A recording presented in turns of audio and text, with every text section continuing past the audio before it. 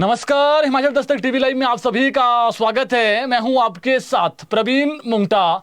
पूरा दिन हिमाचल प्रदेश में क्या कुछ खास रहा है, सभी बड़ी खबरों को लेकर आपके साथ हम जुड़ चुके हैं। आज की जो सबसे बड़ी खबर है, सीएम सुखविंदर सिंह सुक्खू 2 दिवसीय दिल्ली दौरे के बाद वापसी शिमला लौट आए हैं और शिमला लौटते ही सीएम ने प्रेस वार्ता की है और प्रेस वार्ता में जो मीडिया ने सवाल पूछे उसके हर सवाल का जो जवाब आज सीएम ने दिया है। मंत्रिमंडल विस्तार की जो सुगबुगाहट है वो अब नजर आ रही है। सीएम सुखविंदर सिंह सुक्खू ने आज मंत्रिमंडल विस्तार को लेकर खुलकर जो है वो बात बताई है और एक बड़ी चीज, मंत्रिमंडल में रीशफल होगा, ये भी कहीं ना कहीं आज सीएम ने कहा है। यानी जो मंत्रिमंडल है उसमें जो विभाग है मंत्रियों के पास, उसमें परफॉर्मेंस के हिसाब से जो रीशफलिंग है वो की जाएगी।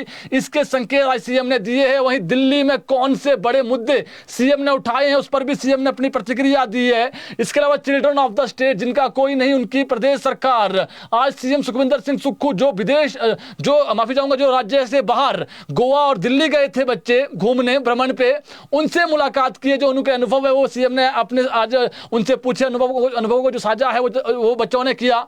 इसके अलावा पंचायत चुनाव पर बहुत बड़ी खबर हमारे पास है। राज्य सरकार 15 दिन और आगे चुनाव की जो तिथि है वो चाहती है कि 15 दिन चुनाव और आगे जाएं। इसका पूरा विस्तार में हम खबर बताएंगे आपको। और भी कई महत्वपूर्ण खबरें हैं। शुरुआत करते हैं पहली बड़ी खबर के साथ। हिमाचल मंत्रिमंडल में बड़ा बदलाव होगा, इसके सीएम ने आज संकेत दे दिए हैं। सीएम बोले जल्द ही मंत्रिमंडल में जो मंत्री है उनके विभागों में रीशफलिंग की जाएगी। दिल्ली में मल्लिकार्जुन खड़गे से भी जो है सीएम सुखविंदर सिंह सुक्खू ने मुलाकात की है। यही सवाल मीडिया ने पूछा था, उसका रिप्लाई सीएम ने किया।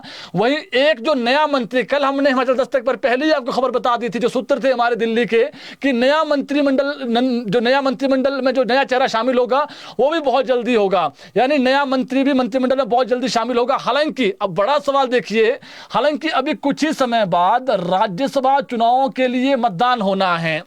इंदु गोस्वामी का जो कार्यकाल है मार्च में खत्म हो रहा है। ऐसे में अब देखना होगा कि उसके बाद ही क्या मंत्रिमंडल विस्तार होगा या उससे पहले। सीएम ने संकेत जरूर आज दिए हैं।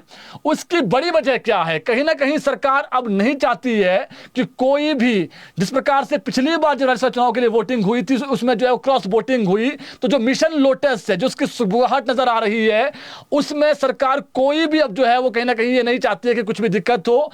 राज्यसभा वोटिंग के बाद ही जो है वो मंत्रिमंडल विस्तार होने की संभावना है। लेकिन अभी बात वही है कि मंत्रिमंडल विस्तार, क्योंकि अब काफी कम समय रह गया है, 2 साल से भी कम वक्त रह गया है जो विधानसभा चुनाव के लिए, तो ऐसे में सरकार यह भी चाह रही है कि जल्दी से जल्दी जो है वो नया मंत्री बन जाए, उसको भी समय मिले। अब देखिए नया मंत्री बन भी जाएगा तो उसके बाद समय बड़ा कम रहेगा। तो ऐसे में अब हमने कल आपको 2-3 बड़े चेहरे बता दिए थे जो मंत्रिमंडल के लिए सबसे आगे हैं। सबसे पहला जो नाम था वो था कुल्लू के विधायक सुंदर सिंह ठाकुर। जो अगर आप देखेंगे जो समीकरण यह है कि लाहौल स्पीति और जो कह सकते हैं आप कुल्लू जिला है, और मंडी से भी कोई जो है मंत्रिमंडल में शामिल नहीं है अभी तक बड़ा चेहरा, क्योंकि मंत्रिमंडल जो है वो एक ही सीट मंडी से जीती है कांग्रेस ने। तो बड़ा नाम तो सुंदर सिंह ठाकुर है, लेकिन संजय रतन भी एक बड़ा नाम है जो कहीं ना कहीं दौड़ में है। ऐसे में अब कहीं ना कहीं सरकार ये देख रही है कि अगर किसी को मंत्री बनाया जाए तो कोई नाराज ना हो जाए। तो संभावना है कि जो मिशन लोटस की कहीं ना कहीं जो सुगबुगाहट नजर आ रही है, सरकार अब उसमें बिल्कुल भी नहीं पड़ना चाहती है। सरकार जो है वो अब ये देखेंगी कि पहले चुनाव हो जाए, राज्यसभा चुनाव के लिए वोटिंग हो जाए, उसके बाद जो है मंत्रिमंडल में किस नए चेहरे को शामिल करना है, या फिर जो सीएम ने आज बड़ी बात कही है कि रिशफल भी होगा, तो उसके बाद जो रिशफलिंग है वो की जा सकती है। लेकिन आज ये जरूर कहा सीएम ने कि दिल्ली गए थे, मल्लिकार्जुन खड़गे से मुलाकात की है और मुलाकात में इस पर जो है वो वहां पर चर्चा हुई है। तो खबर यह है कि मंत्रिमंडल विस्तार भी होगा और मंत्रिमंडल में रिशफलिंग भी होगी। ये खबर हमने आपको लगभग 2-3 महीने पहले ही बता दी थी कि सुक्खू कैबिनेट में जो है वो जो अच्छा काम, क्योंकि सीएम सुखविंदर सिंह सुक्खू जब इंटरव्यू हमने किया था तो सीएम ने खुलकर यह बात कही थी कि जो अच्छा काम कर रहा है, मैं चाहता हूं कुछ अपने डिपार्टमेंट जो मेरे पास हैं, जैसे मान लीजिए प्रदेश में वन मंत्री नहीं है, पावर मिनिस्टर नहीं है, सीएम के पास ही जो है ये मंत्रालय अभी है, तो ये चाह रहे हैं सीएम की जो मेरे मंत्रालय हैं वो मैं किसी और मंत्री को जो अच्छा काम कर रहा है, दूसरा एक तो नया मंत्री बनना है और एक जो कहीं ना कहीं रिशफलिंग होगी उसमें भी सीएम कुछ अपने विभाग जो है दूसरे मंत्रियों को दे सकते हैं। तो सीएम ने आज इस पर स्थिति स्पष्ट कर दी है। और जो मिशन लोटस निकल निकलकर सामने आ रहा है कि मिशन लोटस हो सकता है। और भाजपा जिस प्रकार से पिछली बार, क्योंकि कैंडिडेट हिमाचल से नहीं था, जो कांग्रेस के कैंडिडेट थे मनु सिंह भी, वो बाहर से कहीं ना कहीं दूसरे राज्य से आते थे, लेकिन बात वही है कि अब ये जो गलती है हिमाचल प्रदेश में यहाँ पर अब कांग्रेस नहीं करेगी। और ये भी जो है वो बहुत सारी चर्चाएं हो रही है कि किस खेमे का होगा, सुक्खू खेमे का होगा या फिर हॉलीलॉज खेमे का होगा या फिर डिप्टी सीएम खेमे का होगा, किसको जो है वो उम्मीदवार बनाया जाता है। और ये भी कहीं ना कहीं अंदर खाते चीजें निकल कर आ रही है कि जो ये अभी बिसात बिछाई जा रही है, जो बयानबाजी हो रही है, ये भी इसलिए हो रही है क्योंकि जो है वो आगामी समय राज्यसभा चुनाव जो है वो होना है, उसमें जो है वो हॉलीलॉज कहीं ना कहीं बहुत सारी चीजें निकल कर आ रही है अंदर खाते। लेकिन बात वही है कि सरकार इस वक्त ये देख रही है कि मंत्रिमंडल विस्तार करना भी है, तो मंत्रिमंडल विस्तार चुनाव के बाद ही जो है राज्यसभा चुनाव के बाद ही होगा, ये संभावना भी है। लेकिन सीएम ने कह दिया कि रिशफलिंग होगी और इसमें जो है वो जो अपने डिपार्टमेंट में सीएम कुछ और मंत्री को दे सकते हैं और कुछ और मंत्री जो अच्छा काम नहीं कर रहे हैं उनसे डिपार्टमेंट वापसी लेकर के किसी और मंत्री को दिया जा सकता है। ये कहीं ना कहीं आज सीएम ने संकेत दिए हैं। इसके अलावा सीएम सुक्खू आज 2 दिवसीय दिल्ली दौरे के बाद शिमला पहुंच गए हैं और शिमला पहुंचते ही उन्होंने चिल्ड्रन ऑफ द स्टेट बच्चों से मुलाकात की। इस दौरान सीएम ने बच्चों से भ्रमण के दौरान उनके जो अनुभव है उसके बारे में पूछा। बच्चे गोवा दिल्ली से भ्रमण कर वापस लौटे हैं। दिल्ली दौरे पर सीएम ने कहा कि देखिए ये तो हो गया बच्चों वाला। अब सीएम ने आज जब मीडिया ने सवाल पूछा कि क्या मुद्दे आपने दिल्ली में उठाए हैं, तो सीएम ने वहां पर जो बड़ा बयान दिया है, सीएम ने कहा कि वित्त मंत्री निर्मला सीतारमण से मुलाकात की है, उनसे सरकार की तरफ से, सीएम एक चेहरा है, फेस है, तो स्वाभाविक है पूरे प्रदेश की बात वहां रखी उन्होंने। तो उन्होंने कहा कि हमने वहां पर यह डिमांड रखी है 16वें वित्त आयोग की जो आरडीजी मिलनी है प्रदेश सरकार को, जब 16वां वित्त आयोग का पैसा प्रदेश के खाते में आएगा उसमें हिमाचल का ख्याल रखा जाए। यह केंद्र के समक्ष मुद्दा उठाया गया है। 5 वर्ष एक जैसी जो आरडीजी ग्रांट है वो मिलनी चाहिए। हुआ क्या, सीएम ने जो आज आंकड़े भी रखे हैं जनता के सामने कि जनता को भी पता चले कि असल में हुआ क्या है। पिछली बार जब 15वां वित्त आयोग का पैसा आया था उस वक्त भाजपा की सरकार यहां पर थी। आयोग ने लास्ट 2 साल में, उस वक्त ये जो आंकड़े सीएम ने दिए हैं, आयोग ने 40,000 करोड़ की आरडीजी दी। जयराम ठाकुर की जब सरकार थी साल 2020-21 में 11,000 करोड़ रुपए केंद्र से आए। 2022-23 में 10,000 करोड़ रुपए आए। साल 2023-24 में आरडीजी मिली प्रदेश सरकार को 9,000 करोड़। साल 2024-25 में ये 6,000 करोड़ हो गई। इस बार जो ये वाला वित्त वर्ष है इसमें ये घट करके जो है वो 2025-26 में ये केवल 3200 करोड़ हो गई है। तो सीएम ने वहां पर यह बड़ा मुद्दा उठाया है कि जो 16वें वित्त आयोग का पैसा केंद्र से मिलेगा हमें, उसमें 5 साल एक बराबर आरडीजी होनी चाहिए। सरकार चाहे भाजपा की हो कांग्रेस की हो, लेकिन ऐसा नहीं होना चाहिए कि पहले 2 साल बहुत अधिक दे दिए आपने।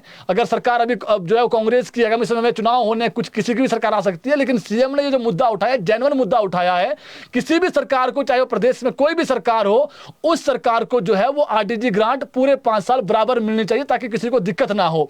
अब देखिए जीएसटी से एक बड़ी बात सीएम ने और कही है कि जीएसटी से हिमाचल को नुकसान हो रहा है। केंद्र ने जीएसटी घटाया, जनता को तो फायदा हुआ लेकिन प्रदेश को नुकसान हुआ। इसके आंकड़े सीएम ने आज दिए हैं। सीएम ने कहा कि 2017 से पहले जब प्रदेश में जीएसटी नहीं था, उस वक्त वैट और जो एक्साइज है उससे प्रदेश को 4,000 करोड़ रुपए आता था। ये सीएम का जो है वो आंकड़ा दिया है सीएम ने कि जनता को भी पता चले कि कितना पैसा हमें पहले आता था, अब कितना आ रहा है। जीएसटी लगने के बाद ये जो बद्दी एरिया था उसी से केवल 150 करोड़ आ रहा है। तो अंदाजा लगाइए। सीएम ने यह भी कहा आज कि पहले जो है वो 3 से 4,000 करोड़ रुपए जो है बद्दी से आता था, ये घट करके अब 150 करोड़ हो गया है। भारत सरकार ने इसके लिए क्या किया, जब जीएसटी लागू किया प्रदेश में, पूरे देश में, तो जो हमारे को नुकसान हो रहा था प्रदेश को, तो उस वक्त जो है वो कंपनसेशन के रूप में 2017 से लेकर के जून 2022 तक जब भाजपा की सरकार थी, उस वक्त 3200 करोड़ रुपए हर साल जो है वो प्रदेश को मिलता था। लेकिन उसके बाद क्या हुआ, 22 के बाद सरकार ने क्या किया कि 5 साल बाद ये बंद हो गया। 2022 के बाद 17 से 22 तक मिलता रहा। उसके बाद जीएसटी का जो युक्तिकरण है वो किया गया, यानी केंद्र को भी पैसा जाएगा, हिमाचल प्रदेश को भी पैसा मिलेगा। इसमें क्या हुआ कि जिसमें सबसे ज्यादा जो जीएसटी प्रदेश को आता था सीमेंट में, सीमेंट वाले में जो जीएसटी हो प्रदेश सरकार ने हाल ही में 28% से घटा करके 18% कर दिया।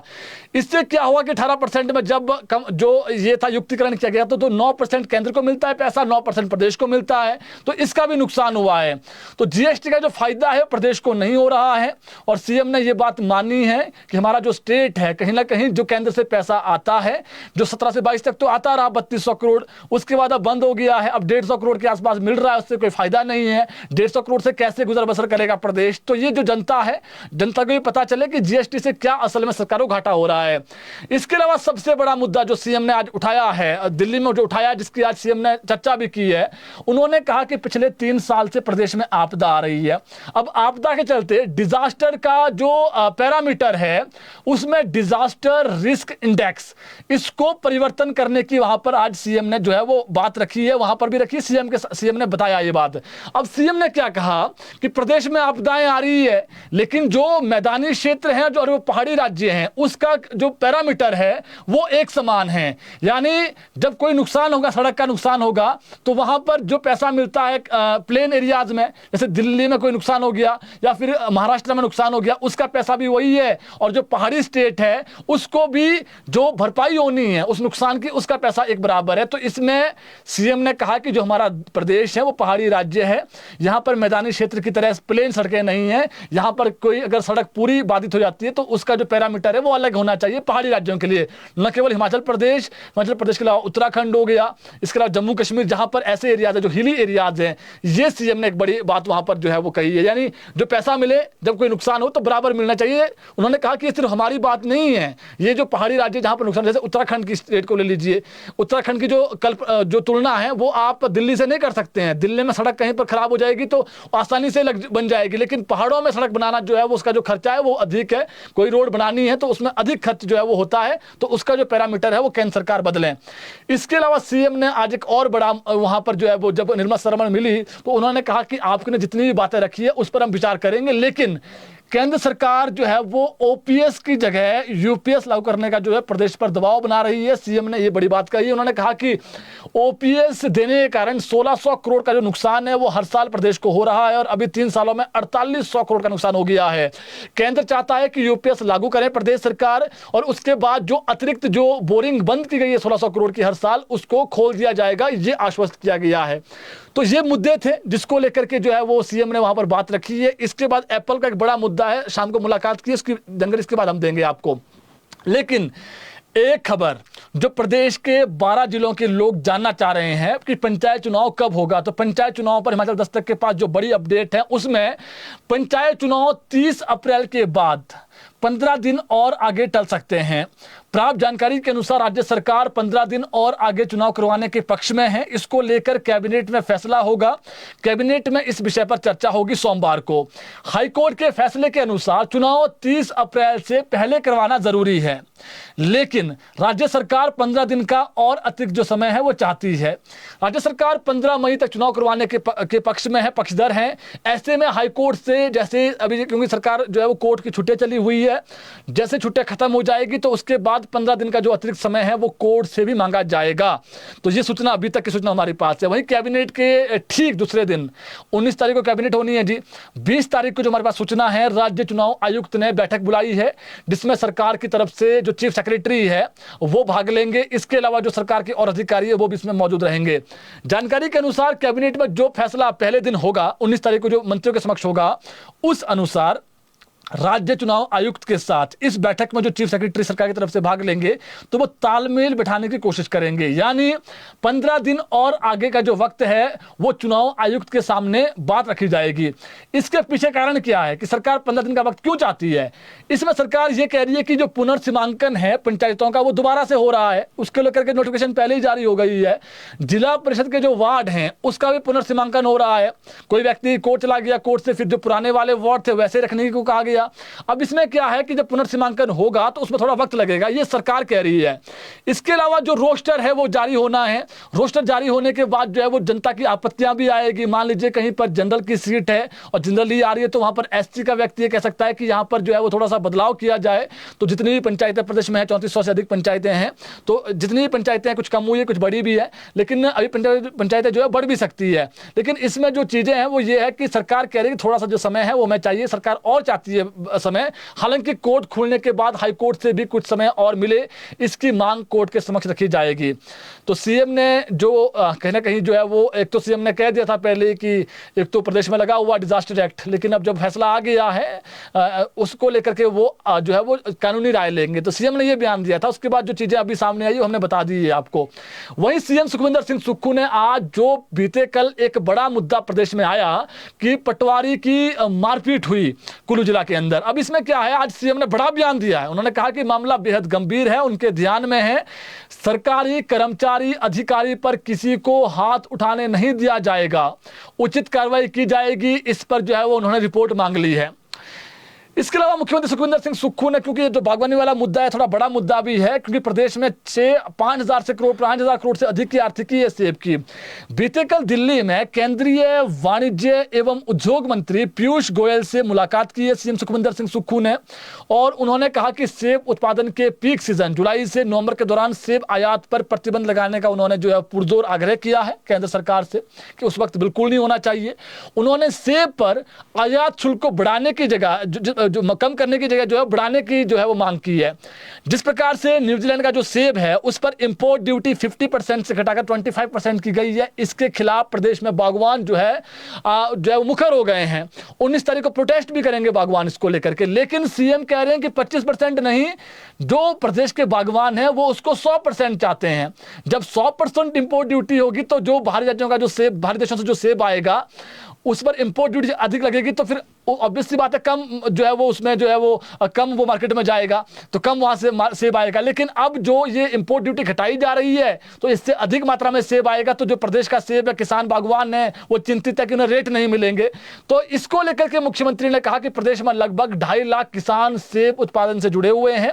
उन्होंने कहा कि राज्य के कुल फल उत्पादन में सेब का योगदान लगभग 80% का है। सेब उत्पादन से सालाना लगभग 5500 करोड़ रुपए की आय होती है। उन्होंने प्रदेश के बागवानों के हितों की रक्षा के लिए केंद्र सरकार से हस्तक्षेप का आग्रह किया है। मुख्यमंत्री ने कहा कि पिछले सप्ताह प्रदेश के बागवानों ने उनके समक्ष अपनी समस्याएं रखी थी, जिन्हें उन्होंने केंद्र सरकार के समक्ष उठाया। मुख्यमंत्री ने कहा कि उन्होंने इस मामले को केंद्रीय वित्त मंत्री निर्मला सीतारमण से भी जो है वो आग्रह किया है, ताकि जो किसान बागवान हैं उनको किसी प्रकार की जो दिक्कत है वो ना हो। मुख्यमंत्री ने केंद्रीय मंत्री को सेब पर आयात शुल्क कम किए जाने से बागवानों को हो रही हानि के बारे में भी अवगत करवाया। उन्होंने कहा कि पिछले 10 वर्षों में सेब आयात में लगभग 2.5 गुना वृद्धि हुई है और मुक्त व्यापार समझौते के कारण इसमें और वृद्धि हो सकती है, तो इसलिए सरकार ध्यान दें। इसके अलावा विक्रमादित्य सिंह पीडब्ल्यूडी मिनिस्टर है, उनके डिपार्टमेंट में केंद्र से फिर जो है वो 24 करोड़ के विक्रमादित्य सिंह ले आए हैं। शिमला शालाघाट राष्ट्रीय राजमार्ग के उन्नयन को लेकर के जो केंद्रीय मंत्री नितिन गडकरी है उन्होंने मंजूरी दे दी है, और यह पैसा हिमाचल प्रदेश को जो है वो मिल गया है और बहुत जल्दी इस पर अब काम शुरू होगा। जो शालाघाट वाला जो हाईवे है जी, तो इस पर अब जो काम है उन्नयन वाला ये शुरू हो जाएगा, तो केंद्र से आ गए हैं जी पैसे।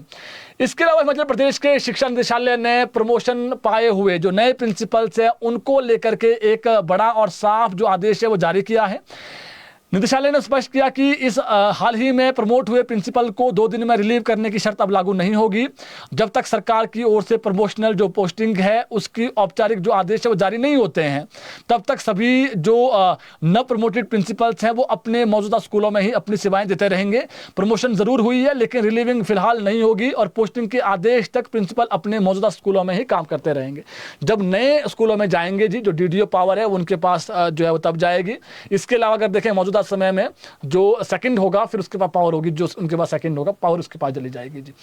इसके अलावा कैबिनेट की जो है वो बैठक होनी है, ये होनी है सोमवार को, और सुबह कैबिनेट बैठक होनी है। इसमें जो 2-4 बड़े एजेंडे हैं जो जा रहे हैं, एक जो बड़ा एजेंडा है पंचायत चुनाव पर काफी मंथन होगा कि पंचायत चुनाव बता दिया हमने, सरकार चाह रही है कि 15 दिन और मिले पंचायत चुनाव करवाने के लिए। दूसरा, लघु जल विद्युत उत्पादों का जो लैंड रेवेन्यू का जो मामला है कैबिनेट में जा सकता है।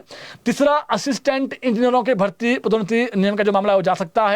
और एजुकेशन डिपार्टमेंट में भी जो है वो जो सीबीएसई की जो कुछ एक एसओपीज आनी है और कुछ एक जो भर्तियों का जो मामला है वो जाएगा। कुछ और डिपार्टमेंट में जो है वो भर्तियों से रिलेटेड जो मामले हैं वो जा रहे हैं। लेकिन इसमें जो अपडेट है वो ये है कि पंचायत चुनाव का एक बड़ा मामला है वो तो जा ही जा रहा है। इस पर जो है प्रॉपर एक जो कानूनी राय है, जो कानून वो भी सीएम के समझ अपनी बात रखेंगे कि क्या इसमें करना है। और बाकी जिस प्रकार से प्रदेश में थोड़ा सा जो बीच में एक आईपीएस अधिकारी एक मंत्री बयान देते, तो इससे रिलेटेड जो अनौपचारिक चर्चा है वो होगी, लेकिन ये एजेंडा का मैटर नहीं है जी। अनौपचारिक चर्चा होती है, अगर होगी भी तो ये मीडिया ब्रीफिंग में ऐसे भी नहीं आएगी सामने। कुछ बातें ऐसी होती है जो अंदर चर्चा तो होती है, लेकिन वो फिर उसके बाद सामने नहीं आती है। लेकिन इस पर चर्चा जरूर होगी। जिस प्रकार से बयानबाजी हो रही है उससे कहीं ना कहीं जो है वो सीएम यही कहेंगे कि पार्टी को नुकसान हो रहा है, अगर कोई समस्या है तो बताएं, उस पर जो है वो सॉल्व आउट करने की कोशिश की जाएगी। इसके अलावा हिमाचल प्रदेश में नवाचार, उद्यमिता और स्टार्टअप व संस्कृति के क्षेत्र में देश के अग्रणी राज्यों में शामिल हुआ हिमाचल प्रदेश। और भारत सरकार वाणिज्य एवं उद्योग मंत्रालय के तहत आते उद्योग और आंतरिक व्यापार संवर्धन विभाग द्वारा आयोजित स्टेटस स्टार्टअप रैंकिंग में 5.0 में हिमाचल प्रदेश को राज्य में सशक्त स्टार्टअप इकोसिस्टम विकसित करने के लिए टॉप परफॉर्मर के रूप में मान्यता प्रदान की गई है। इस प्रतिष्ठित रैंकिंग का उद्देश्य राज्यों और केंद्र शासित प्रदेशों को अपने अपने क्षेत्रों में स्टार्टअप इकोसिस्टम को मजबूत करने के लिए सक्रिय और नवाचारी कदम उठाने के लिए प्रोत्साहित करना है। इस संस्करण में देश के कुल जो राज्य और अगर संख्या देखें तो 34 के आसपास सभी ने भाग लिया। स्टार्टअप रैंकिंग 50 के परिणाम 16 जनवरी 2026 को भारत मंडपम नई दिल्ली में आयोजित एक भव्य पुरस्कार समारोह में घोषित किए गए। यह पुरस्कार हिमाचल प्रदेश सरकार की ओर से single window clearance agency Baddi के संयुक्त जो निदेशक है अंशुल धीमान और संयुक्त जो निदेशक है उद्योग दीपिका खत्री ने प्राप्त किया है जी, टॉप किया है जी इकोसिस्टम में स्टार्टअप के इसमें हिमाचल प्रदेश ने। इसके अलावा हिमाचल के एक रिटायर्ड आईपीएस अधिकारी ने भी आईएएस एसोसिएशन पर निशाना साधा है। देखिए जी, एक रिटायर्ड आईपीएस अधिकारी है, इन्होंने जो आईपीएस है, जो आईएएस का जो बयान आया था एक मीडिया वाला, एक ब्रीफिंग टाइप की आई थी, उस पर इन्होंने कड़ा विरोध जताया है। पूर्व डीआईजी विनोद धवन ने हिमाचल की आईएएस और जो आईपीएस अधिकारी एसोसिएशन है उनके बयान की निंदा करते हुए कहा कि ये अनुचित, असंवैधानिक और लोकतांत्रिक मूल्यों के खिलाफ है। धवन ने कहा कि किसी भी मंत्री द्वारा दिए गए बयान से असहमति हो सकती है, लेकिन संविधान सभी को अभिव्यक्ति की जो आज़ादी है वो देता है। ऐसे में इस तरह की सामूहिक प्रतिक्रिया सही नहीं है।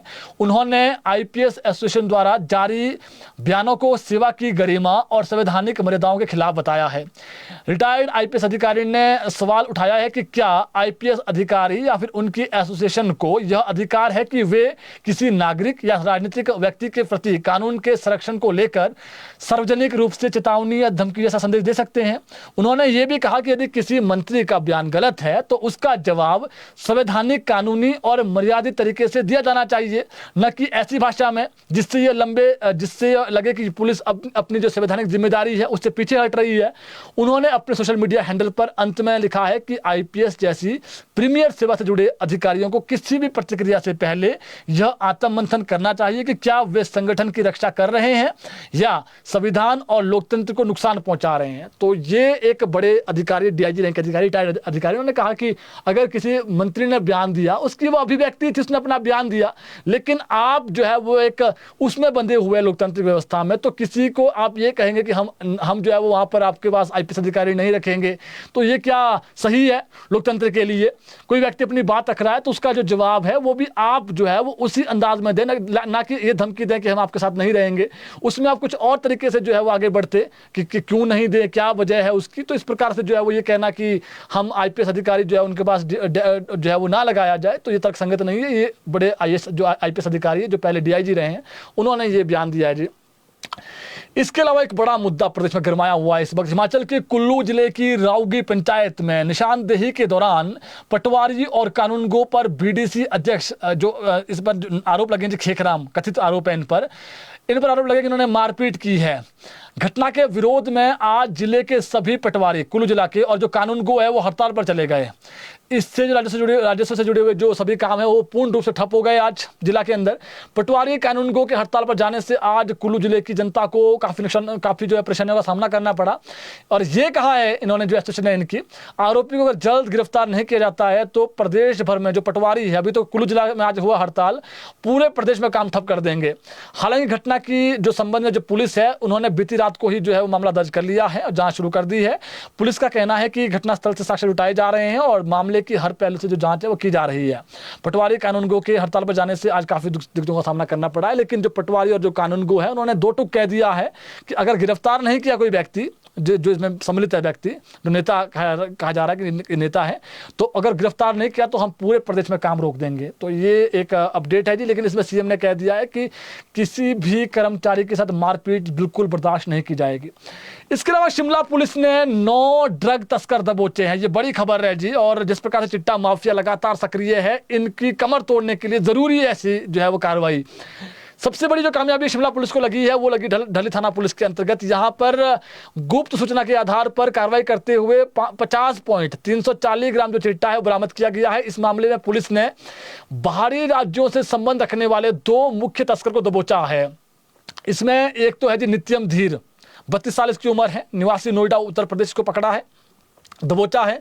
दूसरा है जी पूर्णिमा, इनका नाम है, 34 वर्ष, ये मेघालय से समय रखते हैं, इनको भी पकड़ा गया है। वहीं कुमारसैन थाना क्षेत्र में अभी नशे के खिलाफ पुलिस का जो कड़ा कह सकते हैं आप नो टॉलरेंस जो नीति है, जीरो टॉलरेंस, उस पर जो है वो 2 अलग अलग मामलों में 7 लोग गिरफ्तार किए गए हैं। पहला मामला पुलिस ने 2.30 ग्राम चिट्टे में बरामद किया है, जिसमें ननखड़ी के सचिन श्याम 34 वर्ष इनकी उम्र है और कुमारसैन के आरुष मेहता 24 साल इसकी उम्र है, इसको गिरफ्तार किया है।